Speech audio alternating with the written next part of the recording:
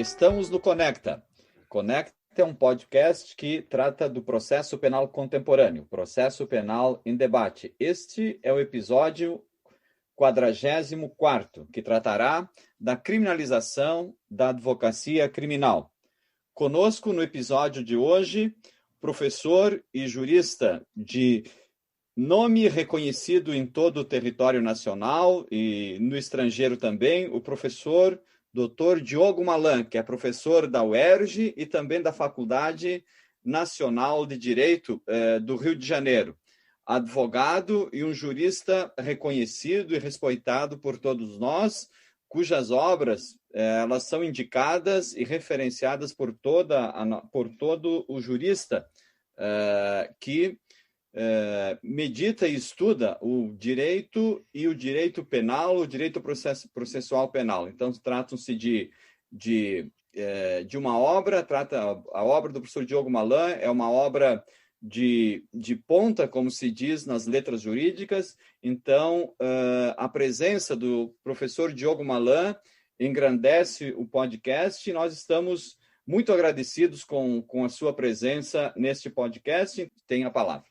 Bom, meu cordial boa noite a todos. Em primeiro lugar, agradecer aos organizadores do podcast Conecta, Processo Penal em Debate. Uma grande honra, um grande privilégio poder estar aqui dialogando com vocês. São amigos queridos, são brilhantes advogados, juristas de expressão do processo penal. Esse tema é um tema que me parece bem atual, bem controverso e bem palpitante, né? A questão de um certo movimento político no sentido da criminalização da advocacia criminal. Esse movimento ele me parece bastante perceptível, né? Recentemente tivemos a notícia de um colega que é professor titular da Faculdade de Direito da Universidade de São Paulo. Ele é conselheiro federal da Ordem dos Advogados do Brasil e, mesmo assim, teve suas conversas telefônicas com o cliente, né, interceptadas em um procedimento que, segundo noticia a imprensa, permaneceu secreto, um regime jurídico de sigilo absoluto, né, e isso leva a uma certa reflexão sobre se isso é feito com um colega da maior expressão jurídica na advocacia criminal, né? O que não pode ser feito com jovens e desconhecidos advogados que militam nos rincões e grotões Brasil afora. Então, esse movimento de criminalização da advocacia criminal, a meu ver, deve ser visto com bastante preocupação, deve ser objeto de uma reflexão crítica por parte de todos. E me parece que é possível tentar sistematizar esse movimento em 3 frentes pelas quais ele se articula, né? O primeiro aspecto é a questão dos honorários advocatícios supostamente maculados. Existe nitidamente uma tendência a se querer imputar ao advogado que ofere honorários advocatícios supostamente maculados uma coautoria, né, do crime de lavagem de dinheiro, que é imputado ao cliente.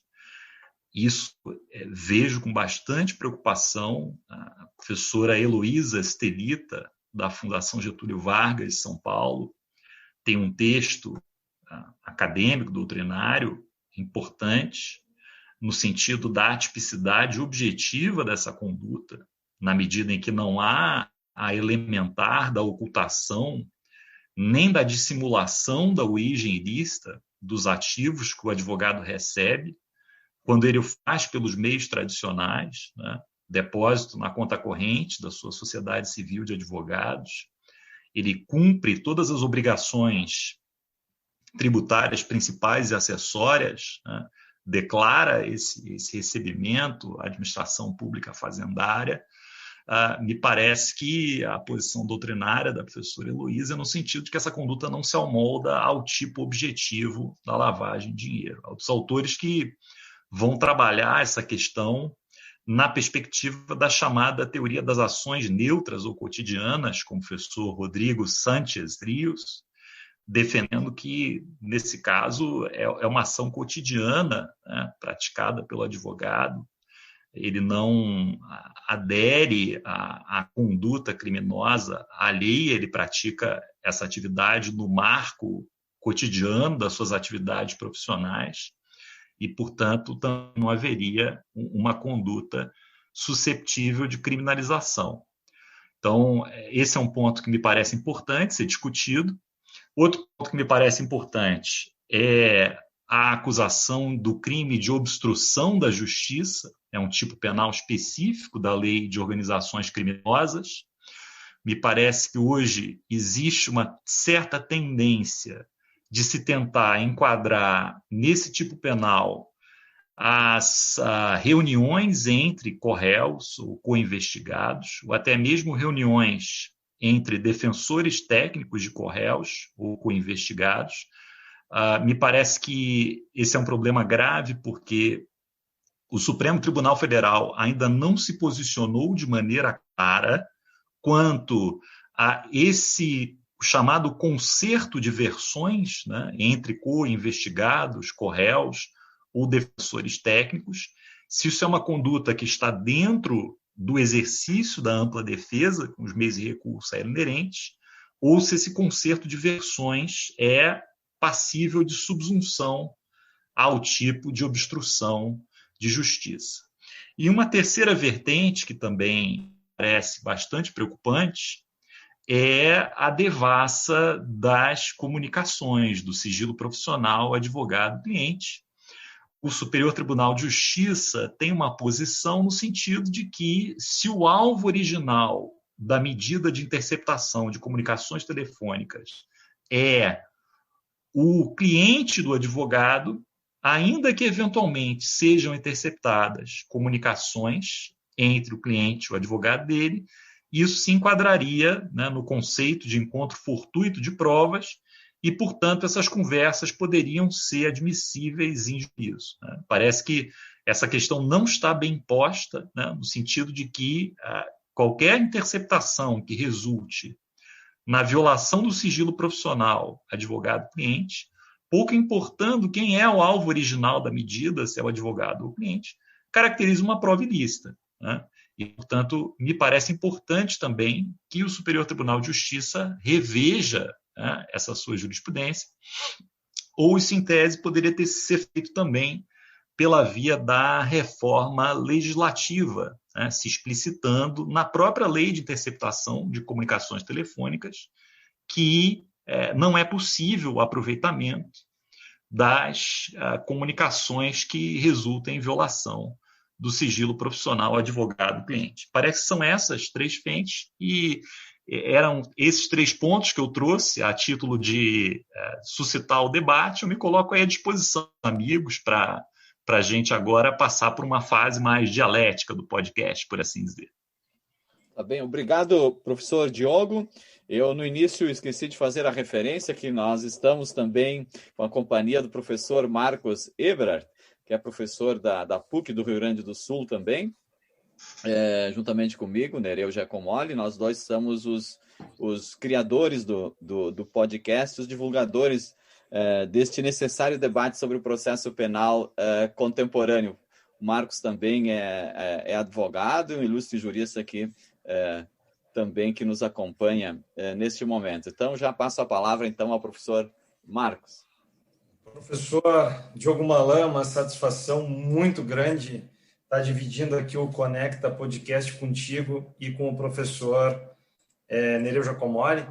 Quero dizer que a nossa amizade traz aqui um efeito muito forte em relação a juntos, no Chile, o professor Diogo e o professor Nereu, conhecendo um pouquinho mais o sistema processual penal chileno e toda a reforma que por lá se passou, certamente nos uniu e nos trouxe também no nosso radar, no radar do Conecta.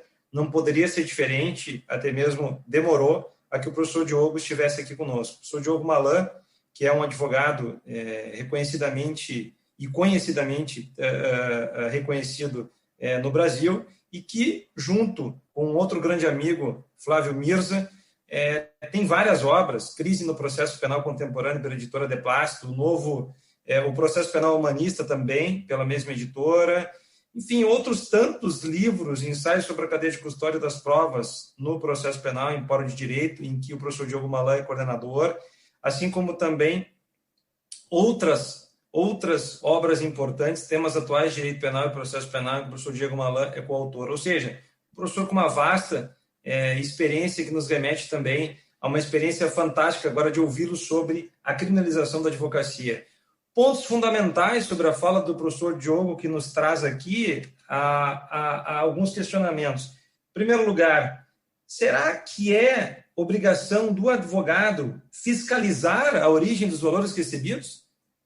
Ou seja, a origem daqueles valores que são pagos a título de honorários advocatícios, utilizando as palavras do professor Diogo Malan, considerando os métodos clássicos, tradicionais, de recebimento e declaração de valores. Será que poderia estar associado à conduta do advogado o mero recebimento desses valores à lavagem do seu cliente? Isso vale não só para o advogado, mas para uma série de outros profissionais. Mas um dos pontos mais importantes e que também, com certeza, traz aqui a discussão e torna super importante esse movimento de criminalização da advocacia, eu não tenho dúvida nenhuma, é a escuta do advogado, é a violação do sigilo do advogado. E a própria criminalização em relação àquilo que o advogado lá no seu escritório, junto com o seu cliente, está criando para a sua defesa. Ou seja, esses tempos eu ouvi, ainda não vou revelar a fonte, porque não é o momento apropriado, mas eu ouvi dentro de um processo, isso está gravado, de uma autoridade ministerial, que eu, como advogado, estava sendo um exemplo a não ser seguido, uma vez que ele jamais tinha visto, em toda a sua carreira jurídica, um advogado que tivesse interposto tantas medidas de impugnação. Foram justamente esse suposto excesso de medidas de impugnação que nos levaram a ter esse direito que nós buscávamos no dia de hoje, exatamente no dia de hoje, 23/3/2021, coincidentemente no dia de hoje. Ou seja, a própria atividade proativa do advogado, ela é vista como uma atividade criminosa, porque numa certa mistura, numa certa associação do advogado que busca levar o direito do seu cliente, e às vezes até mesmo o seu próprio direito, até os tribunais superiores, insistentemente, esse advogado é visto como alguém que se associa ao seu cliente para fazer valer os seus direitos. Então, nós estamos num momento bastante triste da advocacia. Evidentemente que o julgamento de hoje do Supremo Tribunal Federal nos abre um novo tempo, eu imagino, mas principalmente nós precisamos, professor Diogo, de uma nova cultura. Nós precisamos de uma cultura diversa em relação ao processo penal. Então, deixo a palavra para o professor Nereu Giacomoli, que me devolve, e eu fecho esse episódio fantástico aqui na presença do professor Diogo Malan, porque eu estou vendo que o professor Nereu quer falar. Há uma preocupação muito grande entre os advogados, justamente nessa questão, a preocupação maior é justamente nessa devassa, na verdadeira devassa na vida privada dos advogados, não só nas interceptações telefônicas, mas até dos seus relacionamentos de amizade, nas suas viagens, etc., nos seus bens, no seu dia a dia, de familiares e de amigos, é uma verdadeira devassa na vida privada, né, dos advogados. É uma preocupação muito grande com as interceptações telefônicas, ambientais, etc., mas também com relação aos honorários, né? Alguns advogados, inclusive, procuram registrar nos próprios contratos, né, que haja uma declaração da origem lícita, dos honorários que vão ser pagos, né? Evidentemente, com o seu registro no contrato, com a respectiva nota fiscal e depósitos bancários, né? Eu acredito que é uma forma pelo menos se discutir, né, um possível elemento subjetivo e uma possível adesão a essa conduta. Porque nós todos sabemos aí que na prática forense não é um caso, dois, não são raros os casos onde o advogado é identificado com o próprio cliente, né? Há uma identificação natural, o julgador, há pesquisas, né, inclusive na Alemanha, né, do professor Schunemann, onde ele identificou essa identificação do julgador com a vítima, né? É claro, se identifica o julgador com a vítima, a identificação do advogado é com o réu, evidentemente com o réu, né? Então, essa é a minha preocupação, né? Externada aí por uma centena de milhares de advogados, vamos dizer assim, né? Quase todos os advogados, né? Então, eu queria ouvir do Diogo se esse fato de registrar no contrato de advocacia, no contrato de honorários, de prestação de serviços, a origem ilícita do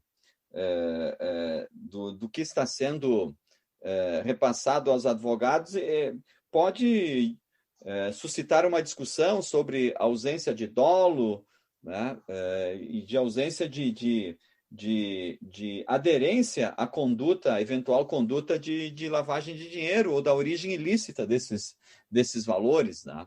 Mas, assim, parabenizando aí a excelente intervenção do professor Diogo. Muito obrigado a ambos pela gentileza do convite, das perguntas. Realmente, assim, quando a gente estuda um pouco o que aconteceu na Itália, né, no período da Operação Mãos Limpas, e até antes, na época dos megaprocessos anti-máfia, a gente percebe nitidamente que tem certos contextos históricos e sociais nos quais existe um discurso de emergência, né, anticriminalidade organizada, anti-máfia, anticorrupção. Existem práticas judiciárias de exceção em certos contextos sociais. E nesses contextos sociais de discurso de emergência e práticas judiciárias de exceção, existe uma conotação partidária do acusador e do julgador.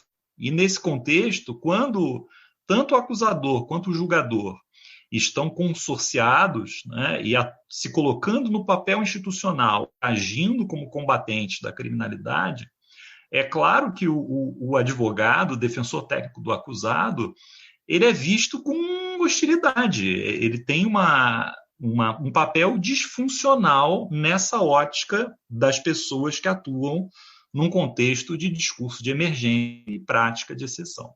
Então, isso a gente percebe também no Brasil, em alguns contextos. Acho que é muito interessante estudar o que Luigi Ferraioli, por exemplo, escreve sobre os megaprocessos criminais na Itália, né, na década de 70, na década de 80. Isso também é uma construção teórica que pode ser enriquecida pela aplicação da teoria do direito penal do inimigo, do Gunther Jacobs, né, e sua aplicação ao processo penal também explica essa concepção do acusado como inimigo do Estado, né, alguém que tem que ser destruído, cujos direitos fundamentais podem ser restringidos excessivamente ou suprimidos para se viabilizar o combate à criminalidade. E assim, respondendo aos dois pontos que foram suscitados, né, primeiro, o professor Marcos Eberhard perguntou se outros profissionais têm dever de investigação da origem dos honorários profissionais. E esse é um ponto muito importante, né, porque a Constituição assegura um tratamento isonômico perante a lei penal e processual penal, sem discriminações de qualquer espécie. E a gente sabe que outros profissionais liberais, como arquitetos, né, dentistas, médicos, contadores, não têm dever de investigar a procedência dos honorários profissionais que oferem, né? Então, até que ponto se pode dispensar ao advogado um tratamento discriminatório e impor a ele um suposto dever jurídico que não é estendido aos outros profissionais liberais que estão na mesma situação. Já o professor Nereu menciona a questão do registro da origem lícita dos honorários que são auferidos no contrato. Eu acho, professor Nereu, que isso pode ser uma medida interessante, Mas eu acho que a prática vai ser no sentido de que vai haver uma prevalência da realidade sobre o que está consignado no contrato. Então, eu acho que a principal preocupação que o advogado deve ter, além, obviamente, de cumprir com as obrigações tributárias, principais e acessórias, é tomar cuidado com a fonte do pagamento, né? É perfeitamente natural, por exemplo, se o cliente é uma pessoa que está em começo de carreira ou adolescente, o pagamento dos honorários ser feitos por um pai, por uma mãe, por um avô, por um tio. Isso me parece bastante plausível. Se o cliente é empresário, o pagamento ser feito pela empresa do cliente. Acho que a questão começa a entrar numa zona de penumbra mais problemática quando os honorários são pagos por uma pessoa completamente estranha em relação ao cliente. Isso eu acho que é uma questão que a gente precisa debater mais e aprofundar, porque eu acho que quando o advogado aceita receber um pagamento de honorários que é feito por uma pessoa completamente desvinculada do cliente que ele vai defender, isso pode gerar um problema ético e, eventualmente, até um problema jurídico criminal. Perfeito, perfeito. Bom, estamos no Conecta Podcast, estamos no episódio número 44 e está conosco o professor Diogo Malan, que é professor da Universidade do Estado do Rio de Janeiro, assim como professor da Faculdade Nacional de Direito, também do Rio de Janeiro, advogado criminalista no Brasil e também nosso grande amigo, o professor Diogo Malan. Muito obrigado por estar conosco no Conecta, que estará no ar 24/3/2021, hoje às 18 horas. Fiquem com o Conecta Podcast, compartilhando o processo penal em debate.